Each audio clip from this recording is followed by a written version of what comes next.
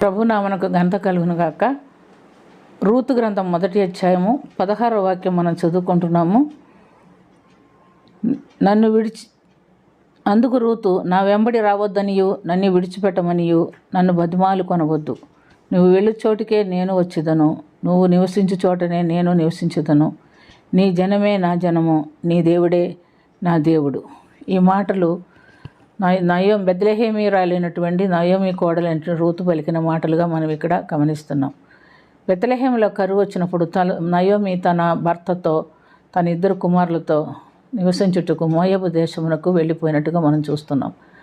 అక్కడే ఆమె కొంతకాలం నివసించిన తర్వాత తన భర్త చనిపోయాడు. ఆ తర్వాత ఆమె తన 2 కుమారులకి మోయాబీయులైనటువంటి స్త్రీలను కోడళ్ళుగా తెచ్చుకున్నారు. కొంతకాలం తర్వాత వాళ్ళిద్దరు కూడా చనిపోయారు.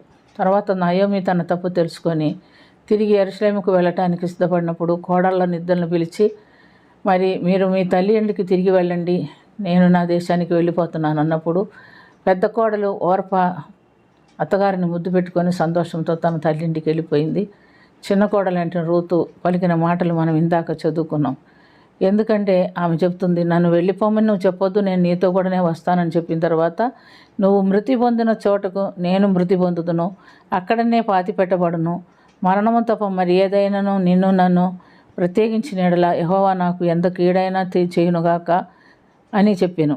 తనతో కూడా వచ్చుటకు ఆమెకు మనస్సు కుదిరిందని నయోమి తెలుసుకున్నప్పుడు అందును గురించి ఆమెతో మాట్లాడటం అనేను కనుక వారిద్దరూ బెత్లెహేమునకు వచ్చే వరకు ప్రయాణము చేసిరి. వాళ్ళు తిరిగి బెత్లెహేముకు వచ్చి బెత్లెహేములో నయోమి కోడల కొరకు ప్రత్యేకమైనటువంటి ఏర్పాట్లు దేవుడు చేసినట్టుగా మనం చూస్తున్నాం. రూతు ఏ విధంగా మరి జీవంగల దేవుని నమ్ముకొని నయోమిని వెంబడించిందో, వృద్ధురాలైనటువంటి నయోమి వృద్ధాప్యంలో ఆమెను విడిచిపెట్టుటకు ఆమె ఇష్టపడలేదు. ఆమెతో కూడా ఉండి ఆమెను చూసుకోవాలని ఆశపడింది. ప్రియమైనటువంటి దేవుని బిడ్డలారా, మనం ఈ లోకంలో ఉంటున్నాము. మనం అందరము యాత్రికులము, పరదేశులు మాత్రమే. ఈ లోకంలో కొంతకాలం ఉంటాం. ఆ తర్వాత మనమందరం కూడా ఎక్కడికి తిరిగి వెళ్ళాలా? దేవుని రాజ్యానికి వెళ్ళవలసిన వారమే. అందుకనే యేసు ప్రభు మనతో ముందుగానే చెప్పి ఉన్నాడు. యోహాను సువార్త 14వ అధ్యాయం 1వ వాక్యంలో ఏం చెప్పాడంటే, మీ హృదయము కలవరపడనీకుడి, నా తండ్రి ఇంట అనేక నివాసములు కలవు, లేని ఎడల నేను మీతో చెప్తును, నేనుండు స్థలములో మీరును ఉండులాగన నేను మరలా వచ్చి మిమ్మల్ని తీసుకొని వెళ్ళేదను అని చెప్తున్నట్లుగా మనం చూస్తున్నాం. ప్రియమైనటువంటి దేవునిలారా, మనం తిరిగి తండ్రి ఇంటికి వెళ్ళవలసిన వారమని గుర్తుంచుకొని ఈ లోకంలో కొంతకాలం మనం జీవించినప్పుడు దేవుని యందు భయభక్తులు కలిగి జీవించుటకు మనకు దేవుడిచ్చినటువంటి కట్టడలు అనుసరించి మనం జీవించాలని దేవుడు కోరుకుంటున్నాడు. మనము ఈ లోకంలో అంతా నాదే శాశ్వతమైంది అని అనుకుంటే కుదరదు.